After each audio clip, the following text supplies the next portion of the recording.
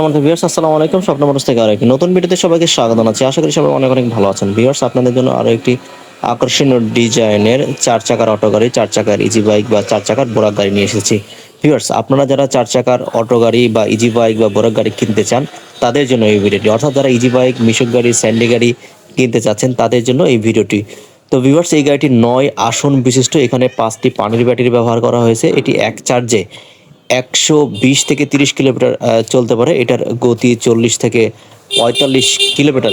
এই গাড়ির সবচেয়ে সুবিধা হচ্ছে এটা স্টিয়ারিং বেসড, গাড়ি উল্টে যাবার ভয় থাকে না। দরজা সিস্টেম, দরজার অটো লক আছে।